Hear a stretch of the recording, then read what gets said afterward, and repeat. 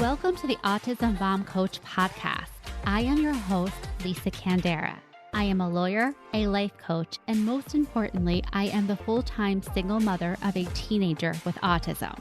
In this podcast, I am going to share with you the tools and strategies you need so you can fight like hell for your child without burning out. Let's get to it. Hello, everyone, and welcome to the podcast. I am so excited to bring you my conversation with Tyler Sansom and John Wells, the creator and lead actor, respectively, of the newly released film, Learning You. Learning You follows a single father and his autistic son on a Christmas road trip after what I'll call a soft kidnapping from the institution where he lives. And that is all I'm going to say for this intro because I really want you to hear the details about this film, how and why it was made, and more about the lead actor from Tyler and John themselves. So with that, welcome Tyler and John to the podcast. Welcome Tyler and John to the podcast. I am thrilled to have you here. Thank you for having us. Okay, so I have so many questions, but before I get to that, I just want to say when your PR team reached out to me with a movie about autism, I did what I usually do when people tell me about the new movie or the new TV show about autism. I kind of brace myself like, oh, like what is it going to be this time? Is it going to be like the genius who's socially awkward but lovable, or the, just like the really charming stories? And so I pushed play, and in 15 seconds, I was bawling my eyes out. And I am not joking. Like, it hit me where I live on so many levels. When you said, I don't want my son to live in an institution, I just like crumbled because I am living that story or a similar story. Now I have been, and it really resonated with me. And I was just like so happy. I wanted to say thank you for telling this story. I think it's really important. And so that's where I want to start is how and why. Well, not how, because I want to talk about the how separately. Why? Why this story? Why talk about autism at all? Yeah, I'll start that one, then I'll throw it to John for whenever he got on board. So if you've ever made like any movie that's even remotely been like a monicum of success, people will send you scripts nonstop. So that unfortunately our last film had a fair level of success, specifically in the independent space. And so we get 5-6 scripts sent to us a week. They're usually just cold emails. And a guy that reads those scripts is named Mark. Mark has a daughter named Julianne that's around my age that is profoundly autistic. And so he reads the first 10 pages of this script and he can't put it down because it's telling his story. So Mark calls me as soon as he gets done reading it and says, hey, I need you to read this. And so as soon as he said that, I was like, I'm on board because Mark's the type of guy that if he asks me to do anything, I just do it. And I read it in one setting, fell in love with the idea, specifically what we could do around it. Most of the movies we make, we have some kind of cause or initiative that like is sparked by that. And so I read it. We met with the author a week later and purchased the script like almost immediately. But really it was the precipice was he just happened to send it to a producer that has a profoundly autistic daughter that's living this story. And the first person I thought of to play the lead role was my good friend John over there. And so I'll let him tell that part. Yeah.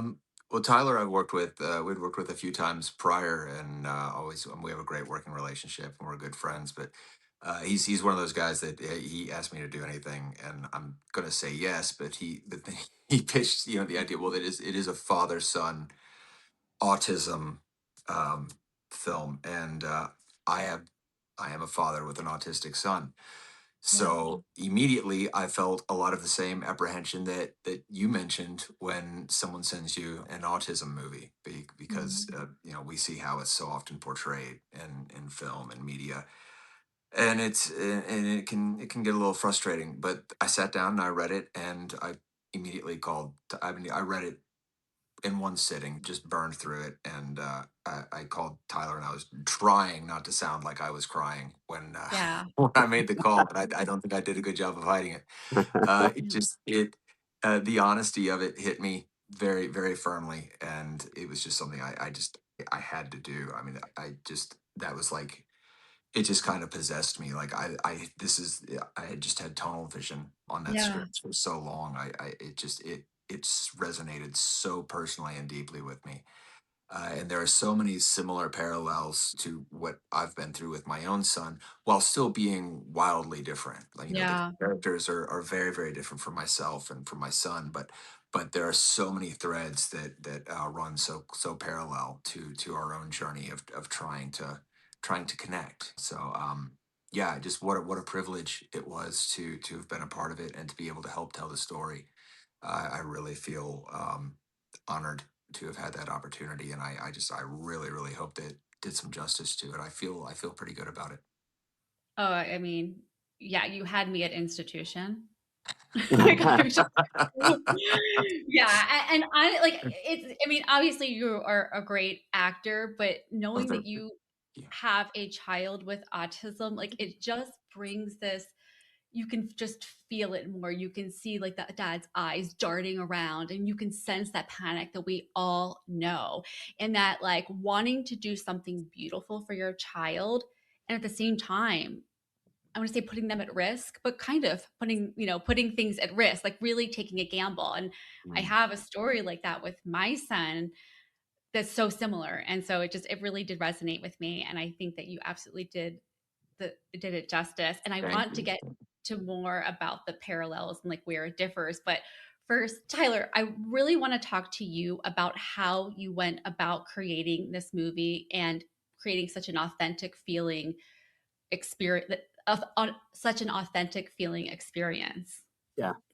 Well, I'll start here. So there's my wife and I we adopted our daughter when she was 17 years old. So I'm only 9 years older than my daughter. It's a very strange, unique story. I was a grandpa at 29, and every movie that I have ever seen about found families, whether that's through foster care or adoption, it does not even hit the surface of how hard that is, specifically with Mm. teenagers. Usually it's like a 2 hour runtime, and then by hour number one, when the middle of the movie's finished, they might have done something a little bit bad, and then everything's kind of wrapped up in a bow by the end of it, and everyone lives happily ever after. And that's not how it works. And so when I took on this project, I did not want to make that version of an autism film in the same way that I wouldn't want to see a foster care film through the lens of a like rose-colored glasses. So Yeah. I knew I had to be very delicate with the subject matter, and also not do any of the like typical faith-based movie cliches that happen at the end of films.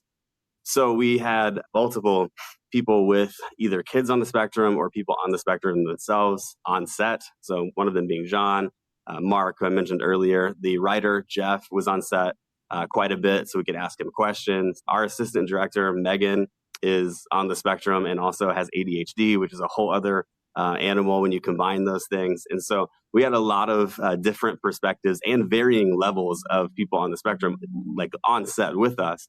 But we also interviewed about 100 families that are going through this on varying levels. And some of the things that I learned were just eye opening. I share this on most of the interviews that I do because it was so profound for me. But one parent said that they pray every day that their kid will die before them. And no matter how many times I say that out loud, it still gives me cold chills and still kind of just breaks my heart when you realize that they don't have a clue what's going to happen to their son once they're gone. And so no parent should ever have to pray that. No parent should ever have to feel that isolated. And I wanted to learn as much as possible so that I could be prepared to handle this with as much care as it deserves. Yeah, that's remarkable. I'm curious, did you find any other sort of trends that stood out to you? The thing that probably stood out the most that I just wasn't aware of, because unless you know it, you don't know it, is how varying the spectrum is. So you can have people that are on the autism spectrum, like our assistant director, Megan, who can mask it exceptionally well. Like just talking to her, unless you know her well, you wouldn't fully recognize she's on the spectrum because she can hide it so well. But then you have like the opposite extreme, like the parents I was just talking about, where the kid's been in an institution since he was 17 years old. And so learning all those various degrees of the spectrum was very eye opening for me. And honestly, it gave me a lot more compassion for and empathy for people. Yeah, I mean, I have to say, as a parent of a child with autism, that's been one of the we to talk about learning you. That's one of the biggest challenges for me because my son, like, and John, I want to hear about your son. He doesn't. No one fits in these boxes that when we're told to think about the spectrum and how it's described. And so, people will be like, "Well, he's high functioning because he's talking," and I'm like, give it a minute, right? It depends, right? Like there's a lot of nuance and variance. And like even as a parent, it's like hard to figure that out. Like, oh, you can deal with this, but this throws you off. Like that doesn't make sense to me. But that's me not understanding his brain, right? Because it does make sense to him for whatever reason. And so that's why another reason, like I just love that you're telling this story. Yeah, and like the title was not the original title. The original title was Merry Christmas, Elijah. The film is a Christmas movie in the same sense as maybe like Die Hard is. It just happens to take place at Christmas. So we Yeah. changed the title specifically because we didn't want the Christmas market. But that Learning You title is so impactful, whether you're a parent of someone on the spectrum or not, because the moment we stop trying to learn one another is the moment that relationships start to die and we start resenting people. And that was another lesson that I learned by interviewing these parents is we can write any story we want in our heads and our brains are trained to believe whatever story we write. And so if we stop learning the other person, we're just by default making up a story and believing it's true. And so Yeah. whether you're on the spectrum or not, we all need to strive to learn one another in a better way, I think. Yeah, that's so well put. So John, could you share a little bit about your son or just like the differences and the similarities between Elijah in the movie and your son and how he resonated a lot with you, but they're also very different? Yeah, no, that was when I first read the script, that was one of the things that struck me. So there were so many similarities to my son and his behaviors and mannerisms that are talked about in the script, and even some of the speech patterns were so on point with how my son spoke at the time, um, almost eerily so. And Mm. in the script originally he was a younger boy, so it was kind of around my son's age, so it was just scary. But but Yeah. yeah, he's my son, he's 10 years old. He just turned 10, and he's really blossomed just over this last like 2 years. Like I said, when I read the script, the speech patterns were very similar, but my son's speech has really taken off in this last year. He's still what would be considered delayed compared to what to someone else in the 10-year-old age range. Biologically Right. 10, Yeah. but developmentally not. Yeah. Yes. So but he's super social. He doesn't know a stranger. He talks to everyone at great lengths. He will ask you a million questions about yourself when he meets you, and he will tell you a million things about himself, about how much he loves SpongeBob. He will absolutely let you know that. That'll be one of the first things. But he is, you're talking about the nuances and the varying degree of the spectrum. There are some things that are very stereotypical autistic with my son. That he doesn't like eye contact. He stims. He does a Mhm. lot of hand flapping when he gets excited or gets nervous. But he's very affectionate, and he loves people, and he loves to engage people. And I mean, he thrives on it, and it excites him. But also, and people will meet him and they'll see how social he is and be like, oh, well, he's great. I mean, you can, he doesn't seem autistic. But then, and then you see him shut down. And when he shuts down, he shuts down. He's just forward focused. It's hard to get him to register, to get Yeah. him to even notice you. It's just it's those varying degrees, and that's one thing that I've had to really learn. And learning him is find those cues and find those little subtle things that he does when I can tell that he starts to get overstimulated, or he's starting to shut down, or he needs to be pulled out of a situation. It's just Mhm. something, because he won't let you know when something is too much or when he's getting overstimulated. He Right. has a hard time expressing his needs. And but over time I've been able to kind of see those little subtle things in his behaviors. I'm like, oh, these, and my friends will be like, well, he's doing great, he's doing fine. I'm like, yeah, but I can tell he's inching into the yellow before he reaches the red. I've got to get him out of this situation before he gets there, because once he gets there, it's really hard to pull him out. um, Yeah. and I think that type of relationship, that process of learning and looking for those cues and figuring out what drives him into that type of stimulus, is I see a lot of that in the script and in the relationship between the father and the son, because the son has a lot of meltdowns, and a lot of, he goes into the red a lot, and I can see the father trying to figure out what happened, how did he get there, how do I get him out, and he's struggling to learn him, and he doesn't know these things yet, and those are the things that the father has to learn. Yeah, it's just so remarkable because it's like a slight shift in the wind. Like we live in such a delicate ecosystem with our Mhm. children. And I remember times where, yeah, friends have been like, "Oh, it's okay. We can wait. We can do 5 more minutes." Yeah.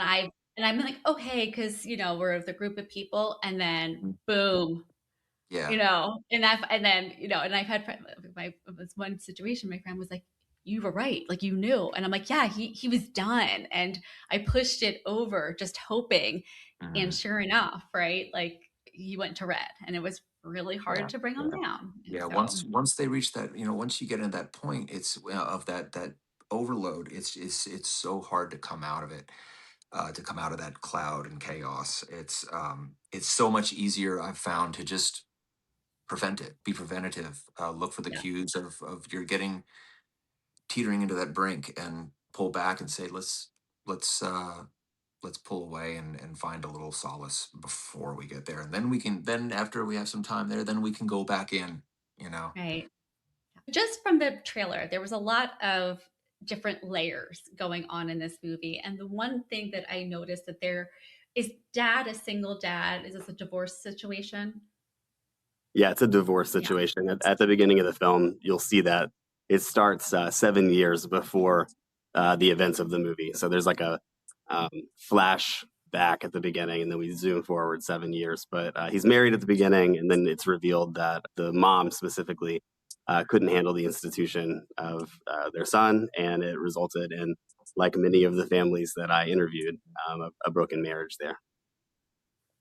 And so mom didn't want child in the institution or put child in the institution. Mom wanted the kid in the institution, dad didn't in this specific story. But from all the people I talked to, it's really varied. There wasn't really a pattern. It could have been either or both. There's no right answer, and sometimes you're just trying to do the best that you can to keep your Yeah. child safe, and it's so, I mean, that's what I'm saying is just in that several seconds there's so much complexity that I really believe that when autism parents see this, they're going to feel so seen, which is Good. amazing because I don't think that happens quite enough at all. And I think that sometimes in these movies or these shows that are out that are lovely, like Love on the Spectrum is lovely, but then everybody who comes up to you is like, "Oh, well, I say Love on the Spectrum," and like, Mhm. and it's like, okay, it's like not a one note sort of thing, and so that can be really frustrating as a parent. Very much. John, I am wondering because of your child being really pro-social and talkative, if it if you found it harder to get services for him or proper care and attention because people didn't see it or they didn't think, I guess, he needed it as much. Yeah, well, I mean, I run into a lot of complex situations with that, because, and also he's also very tall for his age, so he Mm. looks older than he is. So there are always a lot of assumptions made about it that I deal with. But yeah, there have definitely been some instances where performance wise, he seems like he's perfectly capable of leading a normal life, but you only see these tiny snippets of a person, when you meet him, and he is such a full color palette. Yeah, and on your point of learning you, like I felt like with my son, I got into like a great groove, like around 10. Like there was like an explosion of maturity that happens, which is like a factor you can't really like like you just it's just amazing like how it can kind of just come in and all of a sudden things that were really hard become easier, and it's just like a wonderful thing. And although everything was more and everything was harder, I got used to it. And then hormones kicked in, and so again, like learning you, like now it's like this other evolution of your child, and then you thinking about the comorbidities that come in and how they mix. And Oh, so yeah.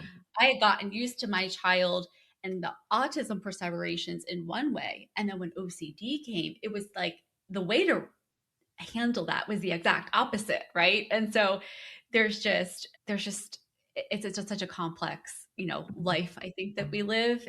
It And is, and it's so ever changing, and you can never really you can never really settle into it. It's yeah, but I mean that's parenthood in general, I think, but just even a little bit more transcendent in that way with the autism factor worked in because you don't it's so hard to predict where they're going to be or what they'll be capable of in a few years. yeah, There was a period of time we thought my son was going to be completely nonverbal for life. mhm, yeah, And we were told he would probably be nonverbal for life, and he didn't stop talking. So you don't know. I feel You just that. don't know.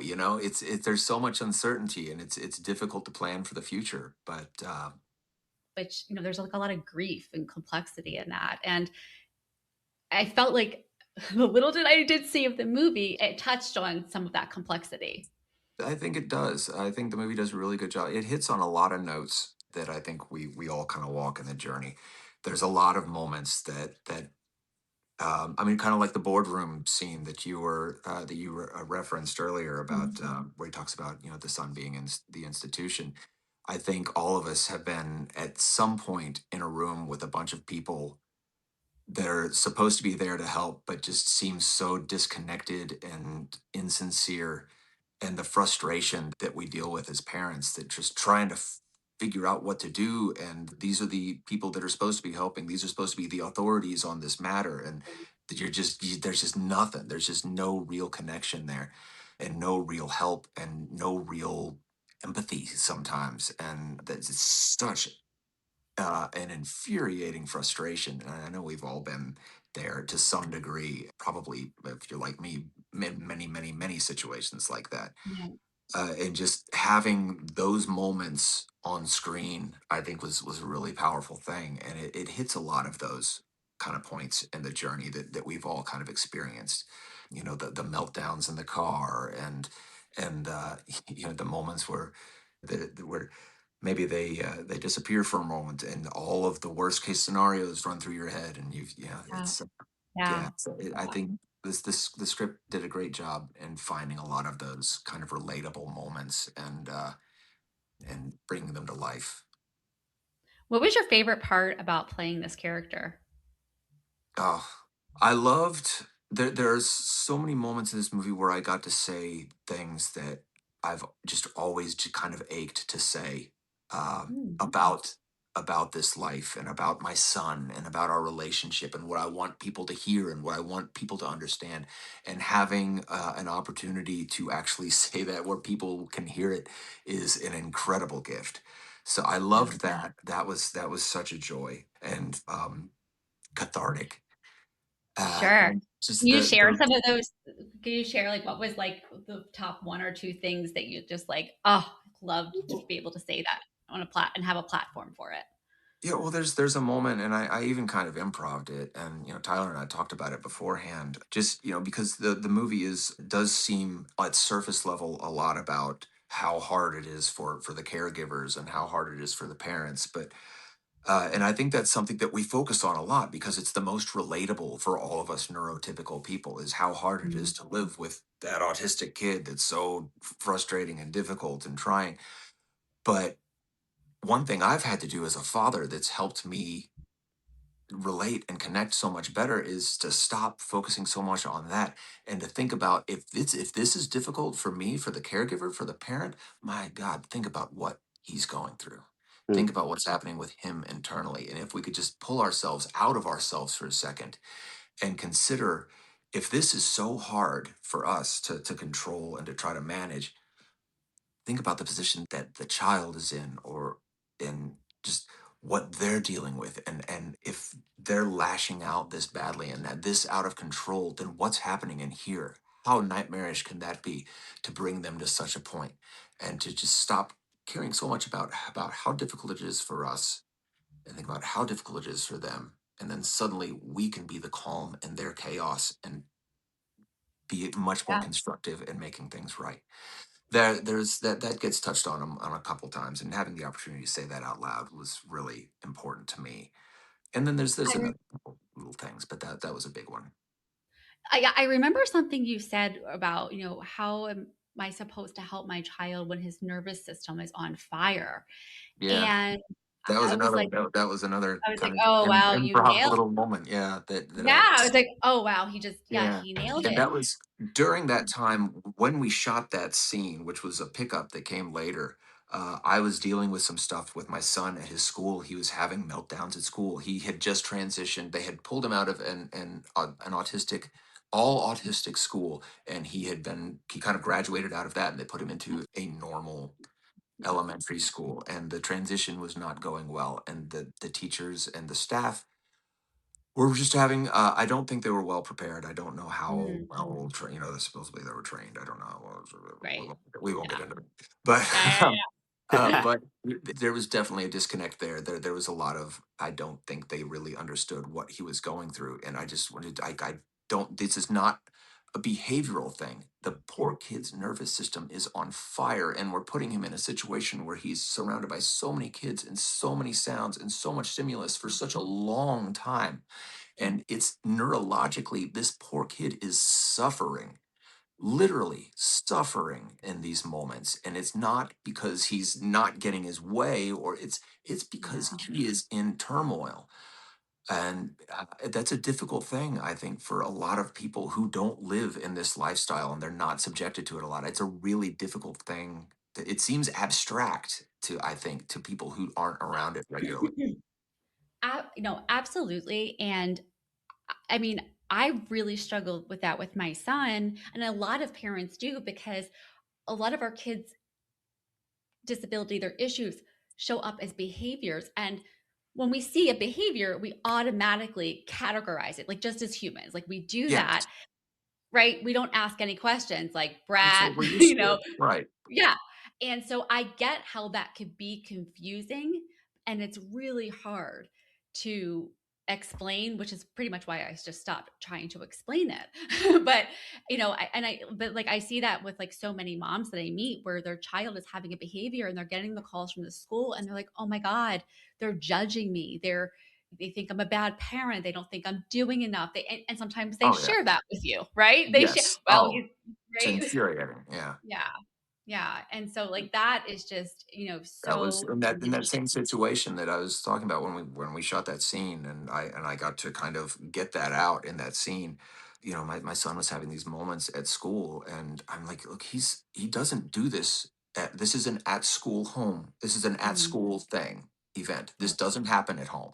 So Mhm. it's something that's taking place at school only. And they're like, Mm. Yep. well, are you just letting him do whatever he wants at home? And Yep.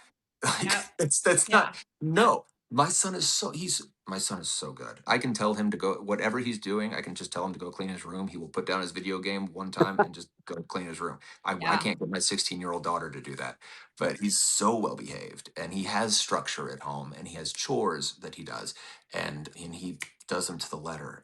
And to have the school say, well, maybe he's just not disciplined at home. And, Yeah. Right, exactly, and and I'm just like, there's so much judgment, and there's so much "if it were my kid," and people thinking they know how they would react in a situation, and it's like, yeah, yeah, maybe in one situation you would do that, but live it. exactly. Right? Live You it don't. and learn it, understand it. You have no idea. It's again why I love the idea in this movie where the dad is like, I'm gonna muscle through this, right? I'm just gonna take him Yeah. in the car, we're gonna do it. And then seeing you have to be like, oh, okay, right? Like, having to walk that back a little bit. And again, like learning the child.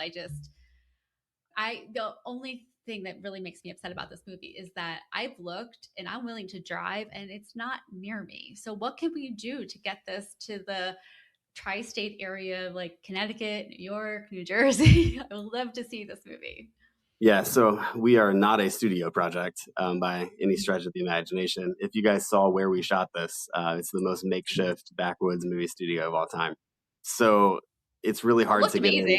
Thank you. It's not our first movie, so that helps. But yeah, it's always hard for independent films to have a wide theatrical release. It just is what it is. We're the first to get bumped whenever the next Avatar or Wicked or whatever comes out.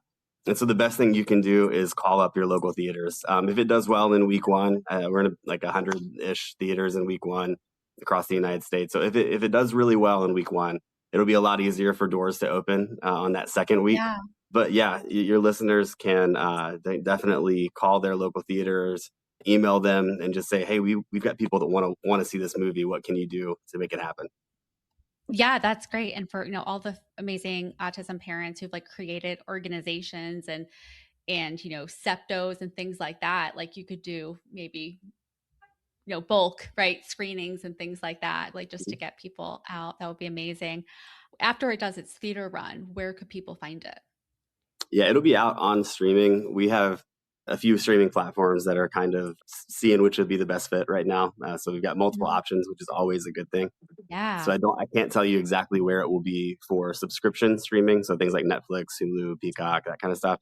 But it will Mhm. be on Amazon Prime, Apple, and that kind of thing where you can rent it or purchase it really short after the release. And I'm just going to say this, it might not happen or it may happen, but it seems like it's going to happen right now. But it likely will be in Walmart on DVD across the country as well. So Fantastic. Okay, that is awesome. Awesome. And another thing about this project and the work that you're doing in this autism community, do you want to share about the proceeds? sure. Yeah, so this is the second movie in a row that we've done this, but we're committed to giving 100% of our profit. So the after all the fees and stuff are taken out of for theaters and everything, away to an organization we started called ACT. It stands for Awareness, Connection, and Touch, and it's really geared towards just loving on the parents and caregivers of the autism community. Oh, wow. There's a lot of resources for kids, and there should be, but there's not that many resources for parents. And so we are working with organizations to train up volunteers to do respite care, so parents can do things like go to the grocery store. Yeah. We're doing in-person date nights. We started an online community where they can be in this group together and kind of just share life together. We're also doing red carpet events all over the United States in about 15 cities where the parents and kids can walk the red carpet and they're like the stars of the evening. And then they all watch the movie together, which is super exciting. But we're trying to use those as kickstarts for chapters of ACT all across the country. So Yeah. uh, more to come on that, but we're really excited about it. That's it's really fantastic. And just to have come to be able to come to like a non-judgmental place Mhm. where you can get that care and the respite is so, so important. All right. So the floor is yours. What have we not said? What do you want to say? What do you want people to know about this movie? Why they should see it? Anything. I mean, there's a talking polar bear in this film, so that right there is reason enough to go see it. Is his name Ted? It's not, but as authentic and realistic as we tried to make this, there is a 6 foot plus gigantic mascot polar bear that talks the whole time. We knew that the film had to have a little bit of levity. We Yeah. could not just make it completely dark and depressing the entire time. And so Elijah, the boy in the film, he carries around a polar bear, much like the real life Elijah that the film is based on. He also carries around a stuffed polar bear. And so we decided to make the polar bear come to life, but only the dad can see him. And he's kind of the negative conscience of the dad. So he's like a Jiminy Cricket kind of character. If Jiminy Cricket was 6'3" and a former professional wrestler, then that would be it. But he provides a lot of levity and also a lot of like profound moments where he's the kind of the negative voice of reason for the dad in his struggle. Wow, I love that. Yeah, just go see the movie, please. It is Yeah. made by a lot of great people who care a very, very great deal about the material and about the community. So please, especially if you have someone in your life who's on the spectrum, or if you're on the spectrum yourself, I hope you check it out, and I hope you find something in it to make you feel like there's more of us out there, and that we're all sort of a part of a little family. Well, thank you so much for being here. I will share this far and wide. I've already told everyone I connect with like about this movie, and I sent them the link, and I am just so excited for this to come out and for there to be another story out there to encourage more stories like this and just more people feeling seen, both us as the caregivers, but our children as well. Exactly. All right. Thank you. Thank you very much. Thank you for having us. Thanks for listening to the Autism Mom Coach. If you are ready to apply the principles you are learning in these episodes to your life, it is time to schedule a consultation call with me. Podcasts are great, but the ahas are fleeting. Real change comes from application and implementation, and this is exactly what we do in my one-on-one coaching program. To schedule your consultation, go to my website, theautismmomcoach.com, work with me, and take the first step to taking better care of yourself so that you can show up as the parent you want to be for your child with autism.